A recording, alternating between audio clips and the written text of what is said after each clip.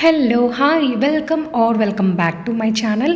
So ఈరోజు అయితే నేను మీకు ఈ వీడియోలో మేము భద్రాచలంకి అయితే వచ్చాము.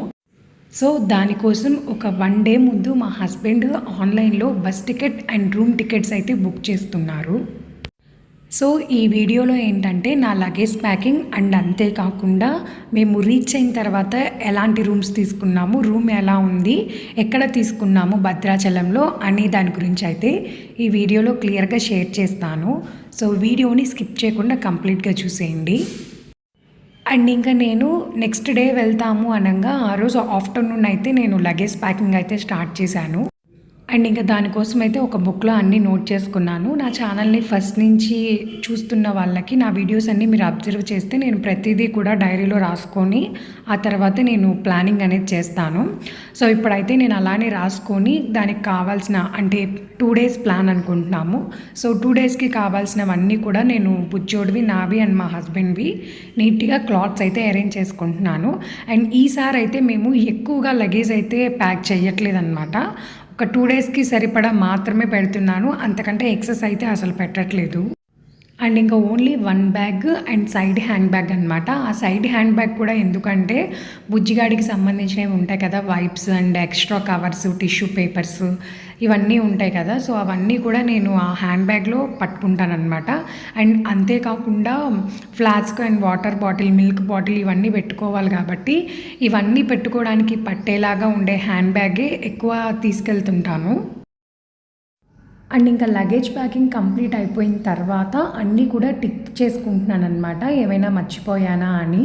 అండ్ ఈవెన్ వెళ్ళేటప్పుడు కూడా నేను ఈ డైరీ చెక్ చేసుకుంటాను, ఎందుకంటే వైఫై ఆఫ్ చేయడం, తర్వాత గ్యాస్ ఆఫ్ చేయడం ఇవన్నీ ఒక్కోసారి మర్చిపోతామేమోనని నాకు భయము.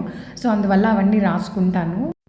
అండ్ ఇంకా తర్వాత ఎస్ఆర్ నగర్లో అనమాట మాది బస్ స్టాపు. సో అందువల్ల 10కి బస్ అయితే మేము 9:30 కల్లా బయలుదేరాలి.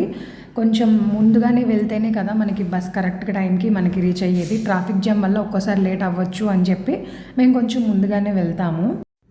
ఏంటా సడన్గా భద్రాచలం వెళ్తున్నారు అనుకోవచ్చు. మేము అనుకుంటున్నాము, ఒక 1 month నుంచి అనుకుంటున్నాము వెళ్ళాలి అని, కాకపోతే కుదరలేదు. అండ్ ఈ వీక్ అయితే ఇంకా కుదిరింది. అండ్ నేనైతే ఇదే అనమాట ఫస్ట్ టైం భద్రాచలంకి రావటము. ఇప్పటిదాకా అసలు చిన్నప్పటి నుంచి వేరే సైడ్ ఊర్లు శ్రీశైలం, శ్రీకాళహస్తి, తిరుపతి ఇవన్నీ వెళ్ళాను, కానీ భద్రాచలం మాత్రం ఇదే అనమాట ఫస్ట్ టైం వెళ్ళటము. అండ్ మేము రీచ్ అవ్వడం కూడా నైట్ 10:30 అలా స్టార్ట్ అయింది బస్సు.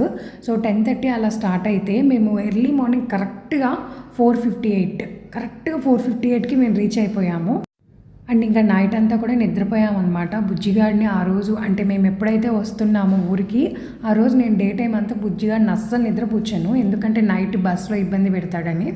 అండ్ ఇంకా దిగిన తర్వాత బస్ స్టాండ్ దగ్గర నుంచి మేము తీసుకున్నది సౌమిత్రి సదనము. ఇది ఆన్లైన్లో మేము బుక్ చేసుకున్నాము.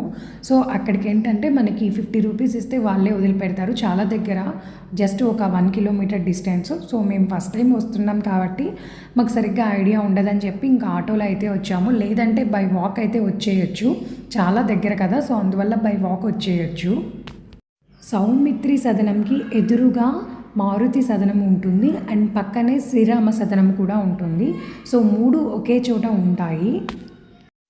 మేము బుక్ చేసుకున్నది ఫస్ట్ ఫ్లోర్లో ఏసీ రూమ్ అయితే బుక్ చేసుకున్నాము. రూమ్ అయితే చాలా పెద్దదిగా ఉంది, కొంచెం విశాలంగానే ఉంది.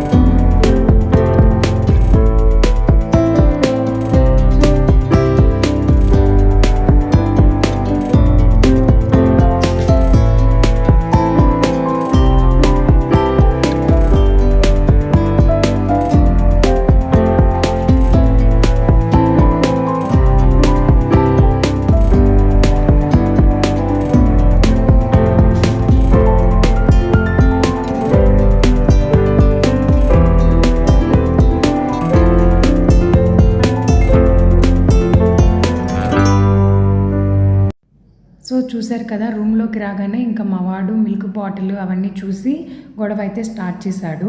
సో ఇంకా మేము ఫ్రెష్ అయిపోయి టెంపుల్కి అయితే వెళ్తాము. దాని గురించి అంతా కూడా నెక్స్ట్ వీడియోలో షేర్ చేస్తాను. వీడియో నచ్చితే ప్లీజ్ దయచేసి లైక్, షేర్ అండ్ సబ్స్క్రైబ్ అయితే చేయండి. Thanks for watching.